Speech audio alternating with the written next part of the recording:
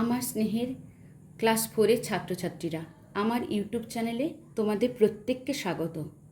চলো, আজ আমরা তোমাদের বাটারফ্লাই বইয়ের লেসন 5 বারে মিয়ার এই পেজ নাম্বার 63 থেকে আজকে আমরা করব। চলো, লেটস লার্ন। চলো শিখি। Read the following sentences. পড়ো নিম্নলিখিত বাক্যগুলি। Are we going further south? They are floating all around us. দেখো, কিছু ওয়ার্ডগুলো ব্লুতে করা রয়েছে।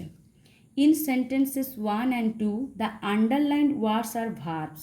দেখো, নিচে আন্ডারলাইনও করা রয়েছে। এগুলোকে কী বলা হয়? ভার্বস বা ক্রিয়াপদ। ভার্ব আমরা কাকে বলি? যে ওয়ার্ডের মাধ্যমে কোনো কিছু করা, হওয়া বা থাকা বোঝায় তাকে বলা হয় ভার্ব। ঠিক আছে, ভার্ব বা ক্রিয়াপদ। In the first sentence ING is added to the verb form go. Go এর সঙ্গে দেখো, গোটা হচ্ছে কি মেন ভার্ব, প্রেজেন্ট ফর্মে রয়েছে, তার সঙ্গে কি যোগ করা হয়েছে? ING. In the second sentence ING is added to the verb form float. Float, দেখো ফ্লোটটা কি মেন ভার্ব, তার সঙ্গে যোগ করা হয়েছে ING. In both the sentences, the verbs are going and are floating show actions that happen in the present time. এই দুটো বাক্যতেই যে ভার্বগুলো দেখানো হয়েছে এর সাহায্যে কি বোঝা যাচ্ছে? যে যেটা হ্যাপন মানে ঘটছে ইন দ্য প্রেজেন্ট টাইম, বর্তমানকালে। সো অ্যাকশনস, কাজগুলো কখন ঘটছে? বর্তমান টাইমে। দেখো, are we going further south? They are floating all around us. এই যে দুটো ভার্ব, এটা কি প্রেজেন্ট টাইমে বা বর্তমানকালে চলছে বোঝাচ্ছে। আরও জানবো। চলো, লেটস ডু। এবার আমাদের করতে বলছে। অ্যাক্টিভিটি 7-এর A, underline the verbs that show action in the present time. Present time মানে বর্তমান সময়ে কাজ বোঝাচ্ছে, তার নিচে আন্ডারলাইন করতে বলছে। The girl is singing a song. মেয়েটি একটি গান গাইছে। এই যে ইজ সিঙ্গিং, এটা হচ্ছে কি বর্তমানকালে ঘটছে, এই ভার্বটার মাধ্যমে বোঝাচ্ছে। They are playing football. তারা ফুটবল খেলছে। Are playing. I am reading a book. আমি একটা বই পড়ছি। Am reading. They are going to school. তারা স্কুলে যাচ্ছে। Are going. ঠিক আছে, এবার বলছে লেটস লার্ন। চলো শিখি। The verbs you have underline in activity 7A, যে ভার্বগুলো তুমি আন্ডারলাইন করলে অ্যাক্টিভিটি 7-এর এতে, express actions going on at the time of speaking. যখন আমরা বলছি সেই সময় বোঝাচ্ছে কি গোয়িং অন, চলছে। কোন সময় চলছে? বর্তমান সময় চলছে বোঝাচ্ছে। These verbs are in present continuous tense. এই ভার্বগুলো রয়েছে বর্তমান কন্টিনিউয়াস টেন্স। প্রেজেন্ট মানে কি জানো তোমরা? বর্তমান। কন্টিনিউয়াস টেন্স মানে ঘটমান। তাহলে ঘটমান বর্তমানে চলছে। When the subject is in singular number, যখন সাবজেক্টটা সিঙ্গুলার নাম্বার। তোমরা সিঙ্গুলার প্লুরাল শিখেছো। সিঙ্গুলার মানে কি একজন, সিঙ্গেল বোঝাবে বা একজন বোঝাবে, তার ক্ষেত্রে বেশিরভাগ কী হয়? ইজ। ব্যতিক্রমী হচ্ছে আই। আইটা কি সিঙ্গুলার, কিন্তু আইয়ের পরে আমরা অ্যামই বসাই। অ্যামটা আমরা কেবল আইয়ের পরেই বসাই। আর বাকি সিঙ্গুলার বা সিঙ্গেল বোঝাতে আমরা ভার্বের নাউনের পরে, নাউন বা প্রোনাউনের পরে অর্থাৎ সাবজেক্টের পরে কী বসাই? ইজ বসাই। But when the subject is in plural number we use are. কিন্তু যখন একের বেশি বহুবচন, তার ক্ষেত্রে আমরা প্লুরাল মানে কি বহুবচন, তার ক্ষেত্রে আমরা কি বসাই? আর। যেমন দেখো এখানে দে আর। দে মানে কি তাহারা, তাহারা মানে একের বেশি বোঝাচ্ছে, তার ক্ষেত্রে আমরা আর ব্যবহার করছি। দেখো আইর পরে সর্বদা কি ব্যবহার হয়? অ্যাম। আর দ্য গার্ড মানে একটা মেয়েকে বোঝাচ্ছে, তার ক্ষেত্রে কি হয়? ইজ। সিঙ্গুলার নাম্বার, তার ক্ষেত্রে ইজ হয়েছে। এখানে দে আর, এটা প্লুরাল বলে এখানে আর ব্যবহার হয়েছে। আইর পরে সর্বদা অ্যাম ব্যবহার হয়। তাহলে প্রেজেন্ট কন্টিনিউয়াস টেন্সটা কি? বর্তমানকালে কোনো কাজ চলছে বা ঘটছে বোঝালে, অনেকক্ষণ সময় ধরে কাজটা চলছে, তাকে বলা হয় প্রেজেন্ট কন্টিনিউয়াস টেন্স বা ঘটমান বর্তমান। এই টেন্সের নিয়ম কি? নাউন বা প্রোনাউনের পরে কি বসবে? সাবজেক্ট অনুযায়ী অ্যাম ইজ আর কি বসবে? ভার্বের প্রেজেন্ট ফর্মের পরে আইএনজি। এটা তোমরা খাতায় লিখে নিতে পারো। প্রেজেন্ট কন্টিনিউয়াস টেন্স এর গঠন কি হবে? প্রথমে সাবজেক্ট মানে নাউন বা প্রোনাউন, তারপরে সাবজেক্ট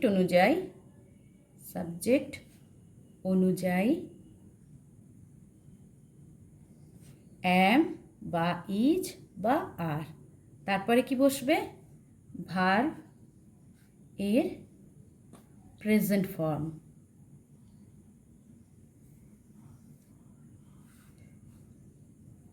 ভার্বের প্রেজেন্ট ফর্ম, তারপরে তার সঙ্গে কী যোগ হবে? আইএনজি, তারপরে থাকবে অবজেক্ট, মানে বাক্যের বাকি অংশ। ঠিক আছে, তাহলে একটা উদাহরণ দিয়ে বোঝাই। তোমাদের এই বইয়ের উদাহরণ নিই।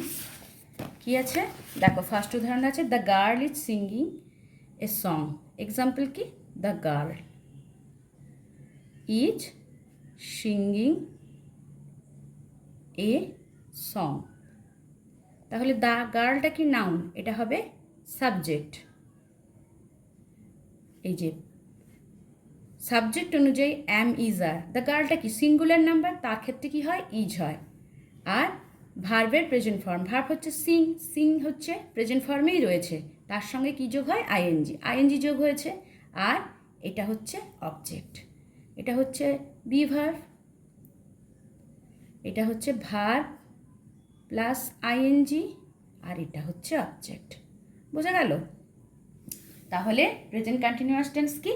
বর্তমানকালে কোনো কাজ অনেকক্ষণ ধরে ঘটছে বা চলছে বোঝালে তাকে বলা হয় প্রেজেন্ট কন্টিনিউয়াস টেন্স বা ঘটমান বর্তমান। চলো এবার আমরা নেক্সট পেজটায় দেখি কি বলছে। Activity B, 7-এর B, underline the verbs. নিচে নিম্নলিখিত ভার্বগুলোতে দাগ দাও that R in the present continuous tense, যেগুলো কি প্রেজেন্ট কন্টিনিউয়াস টেন্সে রয়েছে। Mita is dancing on the stage. Is dancing, দেখো Mita third person singular number, তাই এখানে ইজ হয়েছে। দ্য চাইল্ড ইজ লাফিং, ইজ লাফিং, এখানে the চাইল্ডটাও third person singular number. Rita is buying a mask, is buying, এটা রীতাও থার্ড পারসন সিঙ্গুলার নাম্বার, তাই is হয়েছে। The man is eating, the ম্যানও থার্ড পারসন সিঙ্গুলার বলে ইজ ইটিং হয়েছে। দেখো প্রত্যেকটা উদাহরণ কিন্তু থার্ড পারসন সিঙ্গুলার নাম্বার। তারপরে অ্যাক্টিভিটি 8-এর এ কী বলছে? ফিল ইন দ্য ব্লাঙ্ক, শূন্যস্থান পূরণ করো with words from the help box.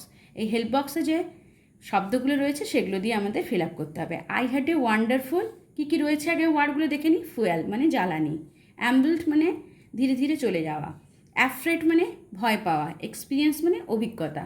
I have a wonderful experience. The two brothers were dash to see the tiger, কী হবে? অ্যাফ্রেড, ভয় পেয়ে গেছিল বাঘকে দেখে। তারপরে কি আছে? We use petrol and diesel as fuel, জ্বালানি হিসেবে আমরা পেট্রোল আর ডিজেল ব্যবহার করি। কার কিসের জ্বালানি? ফর আওয়ার কার্স, আমাদের গাড়ির। I amble down by the river. চলো এবারে নেক্সট হচ্ছে কি অ্যাক্টিভিটি 8-এর বি, মেক সেন্টেন্সেস, বাক্য রচনা করো অফ ইউর ওন, নিজের মতো, ইউজিং দ্য ফলোয়িং ওয়ার্ডস, এই ওয়ার্ডগুলো নিয়ে আমাকে বাক্য রচনা করতে হবে। এক্সট্রিম মানে কি? একদম শেষে বা অত্যন্ত। ঠিক আছে, তাহলে কী হবে? একটা নাম দিয়ে দিবে, lives in the extreme west বা সাউথ ইন দ্য ভিলেজ, এরকম করে দেবে। বা কেউ সুন্দর, খুব সুন্দর, একটা মেয়ের নাম দিয়ে দিবে is proud for her extreme beauty. ঠিক আছে, এইরকমই করো। ধরো একটা নাম, Mita is proud for her extreme beauty.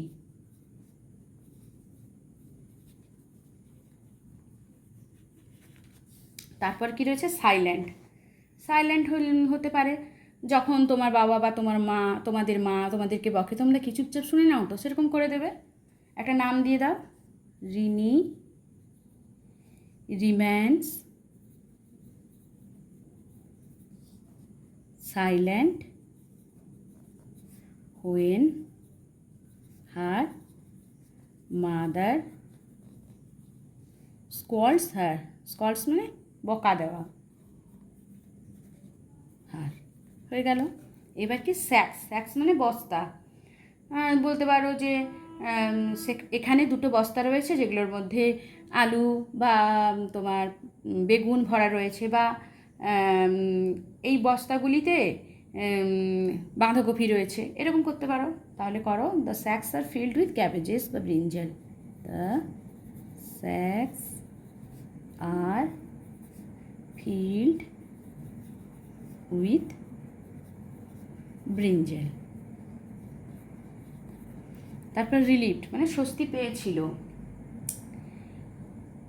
একটা নাম দিয়ে দাও বা নিজেদের নাম দিয়ে দাও। Is relieve to see her father informed of the fair. ফেয়ারে গিয়ে তুমি হারিয়ে গেছো বা অনেকক্ষণ তোমার বাবার সঙ্গে বাবাকে দেখতে পাচ্ছ না, দোকানে দাঁড়িয়েছো, বাবা তার এগিয়ে গেছে ভিড়ে, তাহলে কী লিখবে?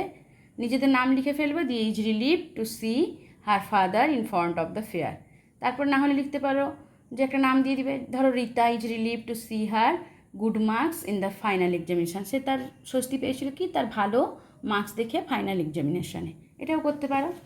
তাহলে একটা নাম দিয়ে দাও, Ritu is relieved to see হার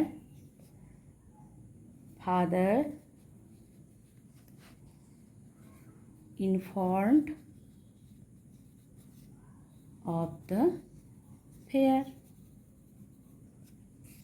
এবার চলো, Mister Tiger and his snitch. Mister Tiger and his snitch, snitch মানে কি বলতো? হাঁচি। মিস্টার টাইগার সেড, বাঘ মহাশয় বলেছিল, I am going to sneeze, আমি হাঁচতে চলেছি। So he put his head, তাই সে তার মাথাটা রেখেছিল ডাউন বিটুইন হিজ নিজ, তার দুটো হাঁটুর মাঝে। হি ওপেন হিজ মাউথ, সে মুখটা খুলেছিল, অ্যান্ড আউট ইট ফ্লিউ, এবং সেখান থেকে বেরিয়ে এসেছিল এ জায়েন্ট সুপার লাউড। একটা জায়েন্ট মানে আমরা কি জানি? দৈত্য।